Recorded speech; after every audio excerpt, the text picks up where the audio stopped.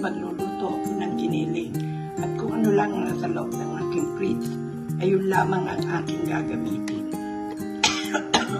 Ang lahat to ng sangkap ay naririto at inyong nakikita. Kung ano lamang ho ang nasa loob ng fridge ko, wala ho akong red bell pepper. Kaya kung alin lang ho ang naroon, yun lang gagamitin ko sa aking pagluluto ng giniling. Marami pong salamat. Umpisahan ko na po pagpapainit ng mantika at atin munang igigisa ang patatas at ang carrots.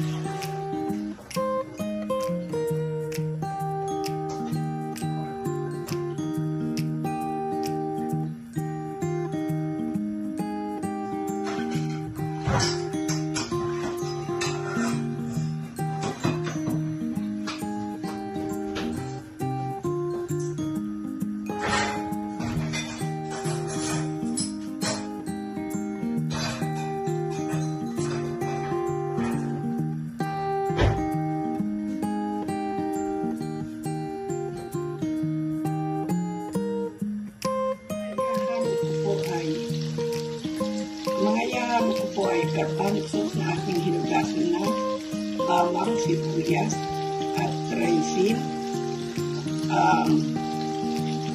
tomato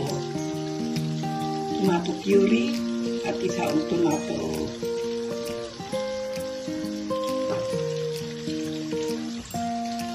itong tomato. Ilalagay po ito sibuyas at ating po piniprito na sa ngayon ang patatas at ang carrots. At ang akin naman kung biniling ay akin na pinatitik-tik, hinugasan ko muna. Ngayon na pinatitik-tik ko na para maalis ang konting dumi na. Hindi naman dumi yun. Alam niyo naman kung ano, meron konting amoy ang mga karne.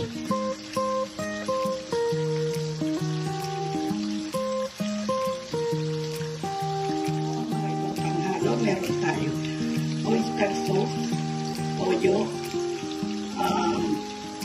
chicken na panlasa, at saka meron tayong paminta, at meron tayong asin, at meron tayong mamasita na oyster sauce.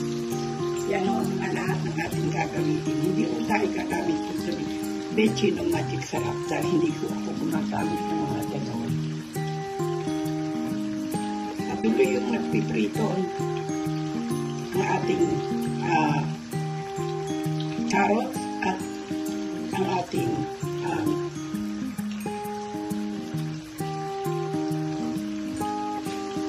pagka ito ay luto-luto na ng konti ating mahamisin na. Gusto lang mo talaga ng ang carrots at ang kanyang patatas ay piniprito bago ko po hinahalo sa ating mga niluluto. Nakagawian ko na yun. Luto-luto na ang bawang at sibuyas atin naman isusunod ang bilis. Ito po ay naugasan ko na, pinatiktik ko na rin ang tubig.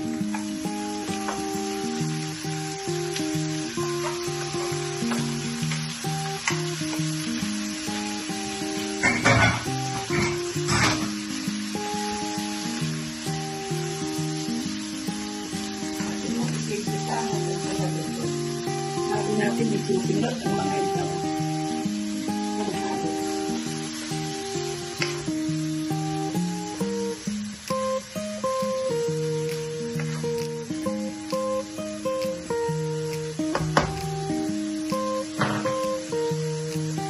Ito ay pananghalian ngayon. Kaya aking niluluto at ako ay tinatamad na bumaba para bumili ng red bell pepper. Pwede na ito. Wala na, hindi na natin pangahanda o ano, pagkain lang naman namin.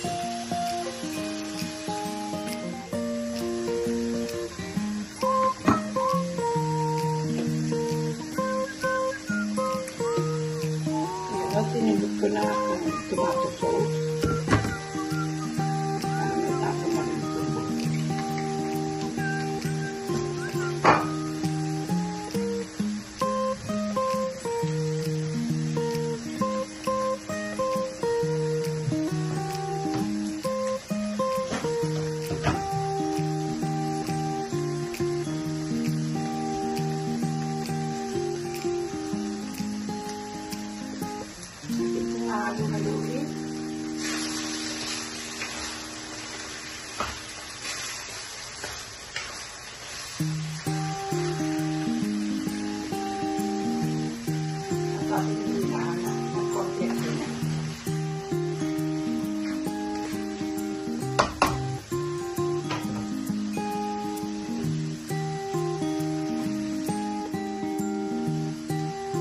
Ngayon ay mag-umpisa na akong maglinis na aking mga ginamit.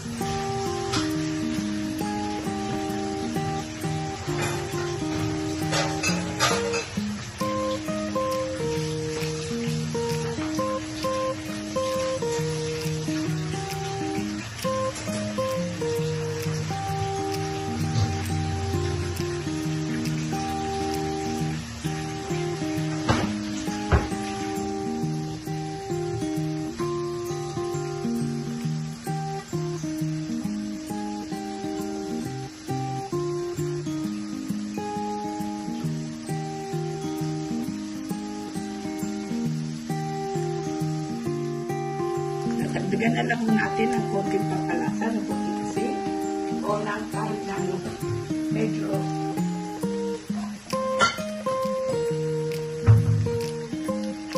kasi na lang ang ating lalas.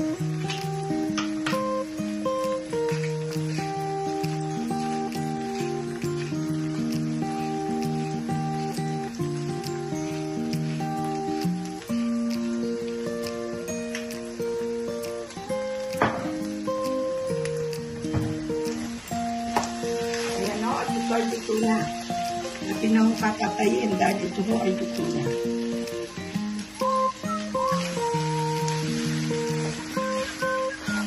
Ito po ang ating minced binili na ang halo po ay ganyan lang. Patatas, carrot, raisin, at saka po garbanzos. Nilagyan ko rin ng tomato puree at ng tomato sauce. Sana ho ay magustuhan ninyo ang aking pagluluto sa munti kong bahay at sana itangkilikin ninyo ang aking simpleng pagluluto. Maraming pong salamat sa inyong panonood at muli aking nagpapasalamat ng taos sa aking puso at salamat po ng maraming sa inyo. Pamatayin na natin.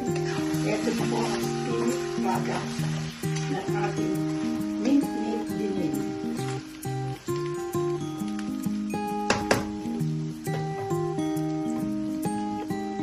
Yan na ho ang ating finished product ng ating minced meat ginili. Maraming pong salamat sa inyo. Ilagay po natin ang hayaan sa mga tamang lagayan.